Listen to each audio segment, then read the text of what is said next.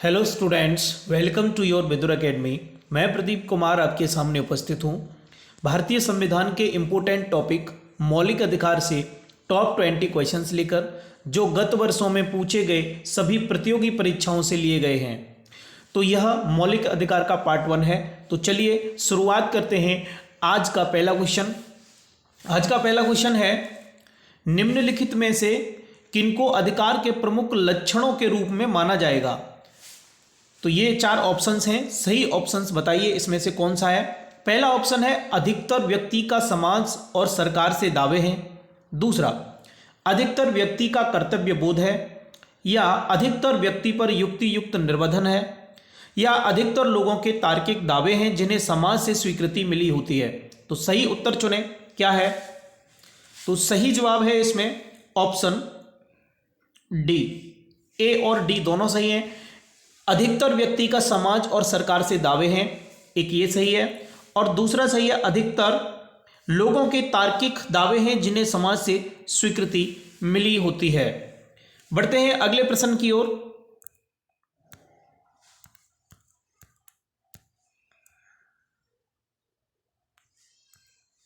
अगला प्रश्न है,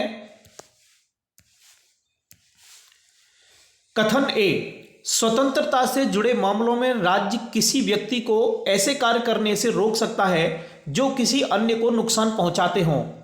कारण आर, क्योंकि स्वतंत्रता मानव समाज के केंद्र में है और गरिमापूर्ण मानव जीवन जीने के लिए बेहद महत्वपूर्ण है, इसलिए इस पर प्रतिबंध बहुत ही खास स्थिति में लगाया जा सकता है। तो इस प्रश्न का सही जवाब क्या है। इस प्रश्न का सही जवाब होगा ऑप्शन ए। ए और आर दोनों सही हैं, और आर ए का सही स्पष्टीकरण है। आई रिपीट, ए और आर दोनों सही हैं, आर ए का सही स्पष्टीकरण है। ए क्या था, स्वतंत्रता से जुड़े मामलों में राज्य किसी व्यक्ति को ऐसे कार्य करने से रोक सकता है जो किसी अन्य को नुकसान पहुंचाते हों।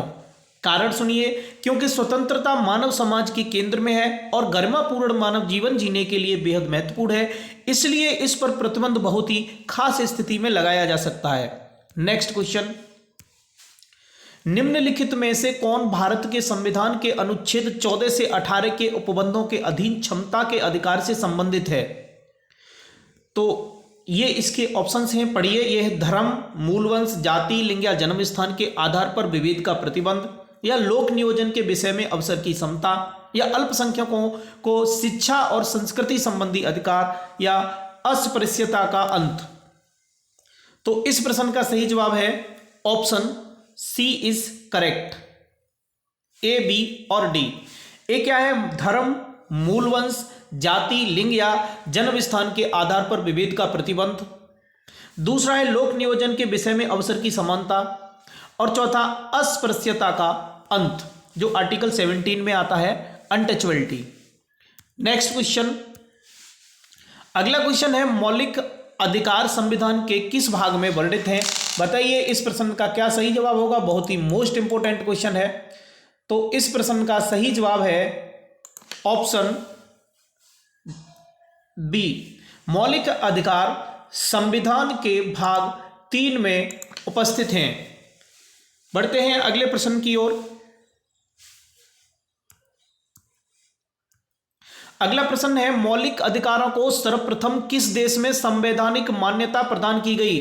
तो इस प्रश्न का सही जवाब है ऑप्शन बी। संयुक्त राज्य अमेरिका के द्वारा सर्वप्रथम संवैधानिक मान्यता दी गई थी। किसको, फंडामेंटल राइट्स को, मौलिक अधिकारों को।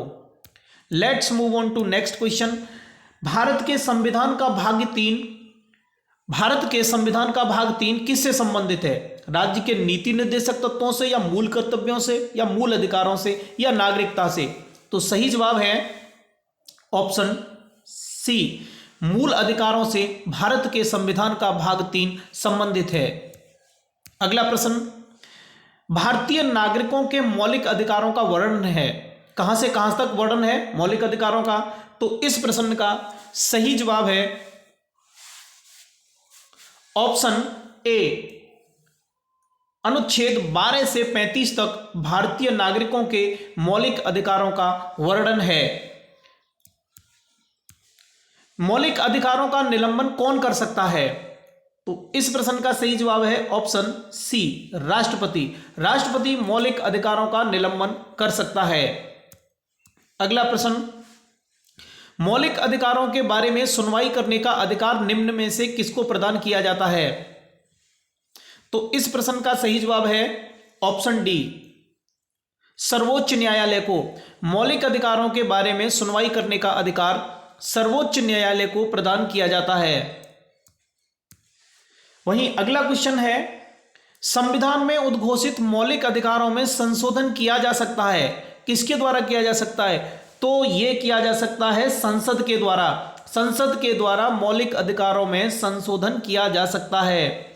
अगला प्रश्न है, भारतीय नागरिकों को प्रदान किए गए मूल अधिकारों को डैश, मतलब निलंबित नहीं किया जा सकता है, या निलंबित किया जा सकता है, या किसी भी परिस्थिति में निलंबित नहीं किया जा सकता, या ऊपर निर्दिष्ट कुछ भी सही नहीं है। तो इस प्रश्न का सही जवाब होगा ऑप्शन बी, भारतीय नागरिकों को निलंबित किया जा सकता है।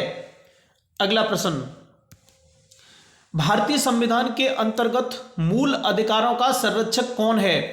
तो इस प्रश्न का सही जवाब होगा ऑप्शन सी, न्यायपालिका। न्यायपालिका भारतीय संविधान के अंतर्गत मूल अधिकारों का संरक्षक है। अगले प्रश्न की ओर मूव ऑन करते हैं। तो अगला प्रश्न देखने को मिलता है कि डॉक्टर भीमराव अंबेडकर ने भारतीय संविधान के किस भाग को सर्वाधिक अलौकिक भाग कहा था और इसी भाग को हृदय एवं आत्मा कहा था? तो इस प्रश्न का सही जवाब होगा ऑप्शन सी, भाग 3। भाग 3 को डॉक्टर भीमराव अंबेडकर ने भारतीय संविधान का सर्वाधिक अलौकिक भाग कहा था। अगला प्रश्न है, भारतीय संविधान के भाग 3 में कुल कितने अनुच्छेदों में मौलिक अधिकारों का वर्णन है? तो इस प्रश्न का सही जवाब है ऑप्शन डी, 24, क्योंकि ये कहां से 12 से लेकर के 35 तक है। ठीक है, तो ये कितने टोटल आर्टिकल्स हो जाते हैं? टोटल 24 आर्टिकल्स हो जाते हैं संविधान के भाग 3 में, जिनमें मौलिक अधिकारों का वर्णन है। अगला प्रश्न है, भारतीय संविधान द्वारा वर्तमान में भारतीय नागरिकों को कुल कितने मौलिक अधिकार प्राप्त हैं? तो फिलहाल में 6 मौलिक अधिकार प्राप्त हैं। पहले कितने थे? पहले 7 मौलिक अधिकार थे। संपत्ति के अधिकार को हटा दिया गया है। अगला प्रश्न है, भारत के संविधान में मौलिक अधिकार क्या हैं? मूल संविधान का हिस्सा थे, या चौथे संशोधन के द्वारा जोड़े गए थे, या संसद द्वारा 1952 में जोड़े गए थे, या 42वें कॉन्स्टिट्यूशनल अमेंडमेंट के द्वारा ऐड किए गए थे? तो इस प्रश्न का सही जवाब है ऑप्शन ए, ये मूल संविधान का हिस्सा था। अगले प्रश्न की ओर मूव ऑन करते हैं। भारतीय संविधान में न्यायालय में कौन प्रवर्तनीय है? तो इस प्रश्न का सही जवाब है ऑप्शन डी, मूल अधिकार। मूल अधिकार भारतीय संविधान के न्यायालय में प्रवर्तनीय है। अगला प्रश्न, मौलिक अधिकारों को लागू करने का दायित्व है किस पर है? तो यहां पर ऑप्शन सी सही है, ये उच्चतम न्यायालय या उच्च न्यायालय दोनों को लागू करने का दायित्व दिया जाता है। बढ़ते हैं अगले प्रश्न की ओर। अगला प्रश्न है, धार्मिक स्वतंत्रता का अधिकार संविधान के किन अनुच्छेदों में वर्णित है? तो इस प्रश्न का सही जवाब है ऑप्शन डी, अनुच्छेद 25 से लेकर के 30 तक धार्मिक स्वतंत्रता का अधिकार देखने को मिलता है। वहीं आगे बढ़ते हैं अगले प्रश्न की ओर।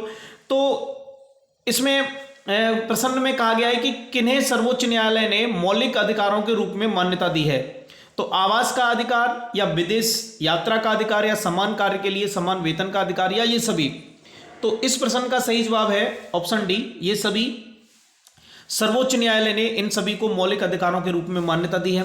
तो आज के लिए बस इतना ही। यहां से आगे हम नेक्स्ट वीडियो में डिस्कस करेंगे। तो अभी तक आपने चैनल को सब्सक्राइब नहीं किया है तो चैनल को सब्सक्राइब कर लीजिए और वीडियो को लाइक कर दीजिए। और अगर आपके दिमाग में कोई क्वेश्चंस बनता है तो कमेंट बॉक्स में जरूर टाइप कीजिए और वीडियो को ज़्यादा से ज़्यादा शेयर कर दीजिए। Thanks for watching. मिलते हैं अगली वीडियो में।